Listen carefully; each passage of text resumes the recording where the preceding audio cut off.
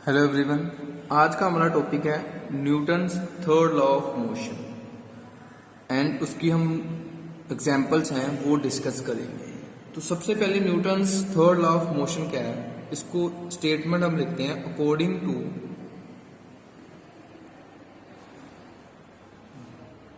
Newton's third law to every action there is an equal and opposite reaction।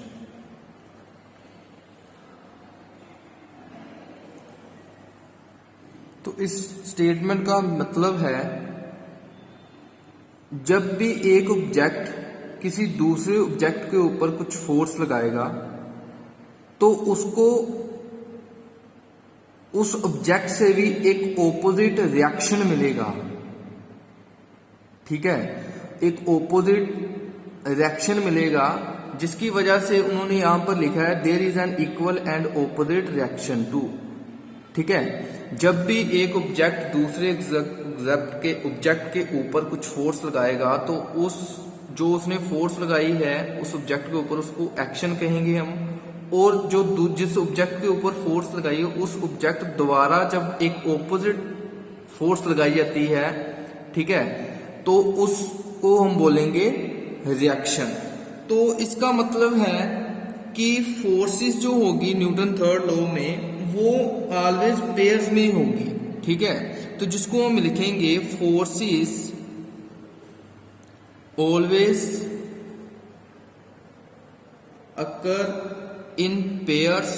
देखो, दो forces की बात कर रहे हैं हम, सिंगल फोर्स की बात नहीं कर रहे न्यूटन्स थर्ड लॉ में। Forces always occur in pairs as A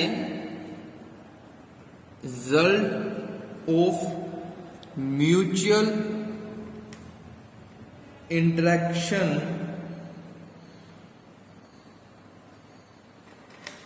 between two bodies. जब एक ऑब्जेक्ट दूसरे के ऊपर फोर्स लगाएगा और दूसरा ऑब्जेक्ट उसके ऊपर रिएक्शन करेगा तो एक म्यूचुअल इंटरेक्शन होगी। ठीक है, तो न्यूटन थर्ड लॉ में हम जब भी फोर्स की बात करेंगे तो पेयर ऑफ फोर्सेस की बात करेंगे। ठीक है, जैसे फॉर एग्जांपल जो आपका फोर्स है जैसे ए एफ, ठीक है, F A B force means कि ए ऑब्जेक्ट जो है वो बी के ऊपर फोर्स लगाएगा, वो किसके इक्वल होगी, माइनस एफ बी ए। मींस कि जो बी ऑब्जेक्ट है जो ए के ऊपर उल्टा रिएक्शन करेगा, ठीक है, और वो रिएक्शन जो होगा सेम मैग्नीट्यूड की फोर्स होगी लेकिन ऑपोजिट डायरेक्शन में होगी। ठीक है, अगर जो ए है अगर वो ए इस साइड में लगा रहा है फोर्स और बी जो है रिएक्शन करेगा तो इस साइड में करेगा, तो इक्वल एंड ऑपोजिट जो है इसका रिएक्शन होगा। ठीक है, इक्वल मींस कि इक्वल मैग्नीट्यूड की रिएक्शन करेगा, इक्वल मैग्नीट्यूड के साथ वो उसको रिएक्शन करेगा जितनी ए ने उस पर फोर्स लगाई है।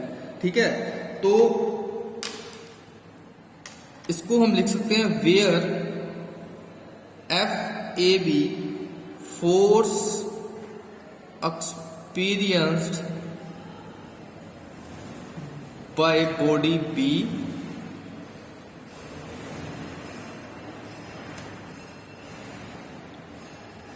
ड्यू टू बॉडी ए, और सेकंड हम लिखेंगे F B A force experienced by body A due to body B. तो ये हमें न्यूटन जो है वो थर्ड लॉ बताता है कि जब भी आप किसी ऑब्जेक्ट के ऊपर फोर्स लगाएंगे तो उस ऑब्जेक्ट से भी आपको एक ऑपोजिट डायरेक्शन में रिएक्शन मिलेगा जो कि इक्वल फोर्स का होगा। ठीक है, तो यही हम न्यूटन हम थर्ड लॉ में पढ़ते हैं। और अब जो है इसकी एग्जाम्पल्स जो हैं वो हम डिस्कस करते हैं।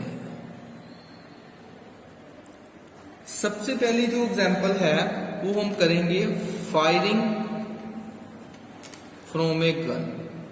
जब भी गन से फायर करते हैं तो बुलेट जो है वो आगे की तरफ जाती है और जो गन है वो पीछे की तरफ एक रिएक्शन देती है, जिसकी वजह से जो गन है वो कंधे को हिट करती है। जैसे आप देखा होगा आपने, जब भी बुलेट जो फायर होती है वो आगे की तरफ उसको एक फोर्स मिलती है जिसके साथ वो आगे की तरफ जाती है, लेकिन वो एक बैकवर्ड डायरेक्शन में भी एक रिएक्शन करती है। ठीक है, तो फायरिंग गन जो है वो एक थर्ड लॉ ऑफ एग्जाम्पल है। तो इसमें हम लिखेंगे when a gun is fired from bullet moves forward, जिसको हम लिखेंगे action, and the gun recoils backward,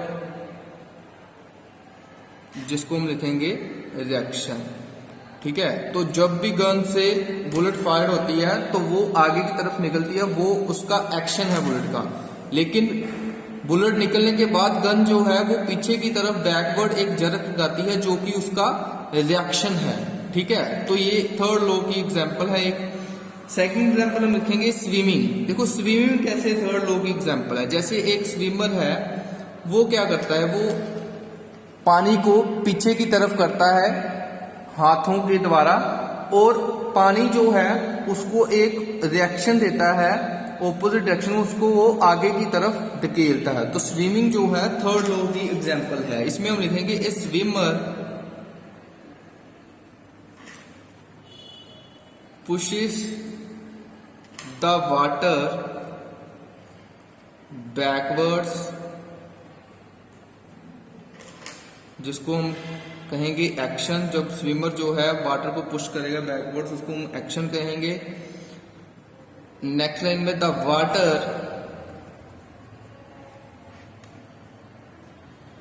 pushes the swimmer forward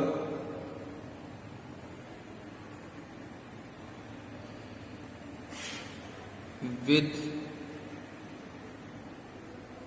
same force, जिसको हम रिएक्शन कहेंगे। Hence the swimmer swims, जिसके कारण जो स्विमर है वो तैरता है। ठीक है, तो ये भी जो है न्यूटन थर्ड लॉ की एग्जाम्पल है।